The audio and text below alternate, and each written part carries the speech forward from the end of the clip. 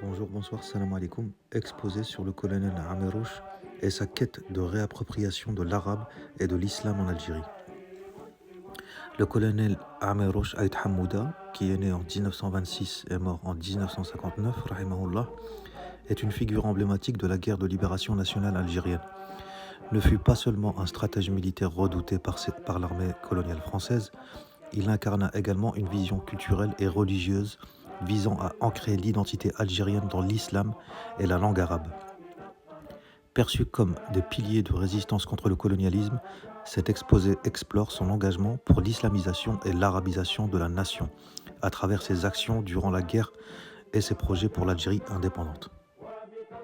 Le contexte et tendance religieuse du colonel Amerouche, rahimahullah, Amirouche, issu d'une famille pauvre de Kabylie, développa très tôt un attachement à l'islam et à la langue arabe. Orphelin, il fut scolarisé malgré des conditions très difficiles, ce qui lui permit d'acquérir des bases en arabe et de nourrir une curiosité intellectuelle. Son engagement politique débuta au sein du mouvement pour le triomphe des libertés démocratiques, mais il se rapprocha ensuite de l'association des oulémas musulmans d'Algérie, connue pour promouvoir l'islam réformiste et l'arabisation comme antidote à l'acculturation coloniale. En France, où il milita dans les années 1950, il coordonna des cellules de l'Association des Oulémas à Paris, diffusant des publications religieuses et enseignant l'arabe aux travailleurs algériens. Ces activités renforcèrent sa conviction que la langue arabe et l'islam étaient essentiels pour unifier la nation et la résistance. Pour ce qui est de son programme de l'arabe et de l'islam durant la guerre, à la tête de la Wilaya 3, donc la Kabylie, Amérouche intégra la dimension religieuse et culturelle dans sa stratégie militaire. Premièrement, il optait pour la création de zawiyas. Il projeta d'établir des zawiyas, donc c'est des séminaires ou des centres religieux, pour enseigner l'arabe et diffuser les préceptes islamiques, notamment auprès des populations rurales et des expatriés algériens. Deuxièmement, ces directives religieuses, en 1958, il rendit la prière obligatoire pour les moujahidines et instaura des cours d'arabe dans le maquis. Les combattants devaient alterner entre l'arme et le cahier, symbolisant l'alliance du djihad armé et intellectuel. Troisièmement, sa collaboration avec les ulama. Il s'entoura de figures religieuses comme le cheikh Tahar Ali Ajlat, valorisant leur rôle dans l'éveil révolutionnaire. Il voyait dans les madrasas, donc les écoles coraniques, un outil pour forger une conscience nationale unifiée. Selon des témoignages fort symboliques, il déclarait: l'honneur de la langue arabe en Algérie s'est dégradé. Il est temps qu'elle reprenne sa place dans l'école, l'administration et dans tous les domaines de la vie. Le colonel Amérouche avait aussi une vision pour l'Algérie indépendante.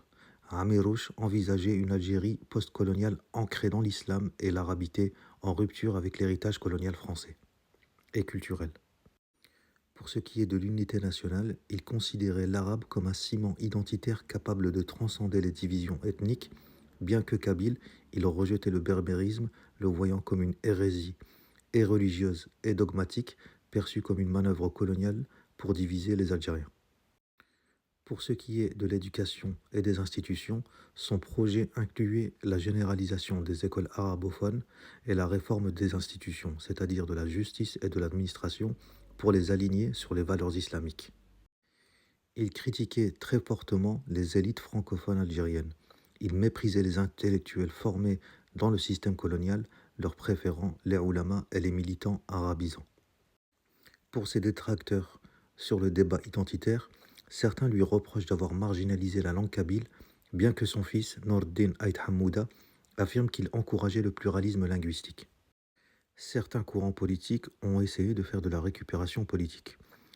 Par exemple les islamistes ou bien les laïcs bassistes, qui tentèrent de s'approprier son image, mais il reste une figure complexe, positive à la fois, rigoriste et humaniste, selon les témoignages de Moujahidi. En conclusion, le colonel Amérouche incarna une double lutte, militaire contre le colonialisme et culturelle pour la préservation de l'identité algérienne. Son désir de réappropriation de l'arabe et de l'islam reflétait une quête d'authenticité, mais aussi les tensions d'une nation en construction. Son héritage entre légende et critique illustre les défis de concilier unité nationale et diversité culturelle en Algérie. Il était très craint par les élites berbéristes algériennes de l'époque, car il avait une aversion pour cette idéologie séditieuse et sécessionniste à long terme. Pour les sources principales, il y a son engagement avec les oulémas d'Algérie et ses projets éducatifs, les directives religieuses et humanistes, la controverse politique et identitaire, et les témoignages historiques et les analyses. Pour approfondir, consultez les ouvrages de Djoudi Attoumi ou Saïd Saadi cités dans les sources.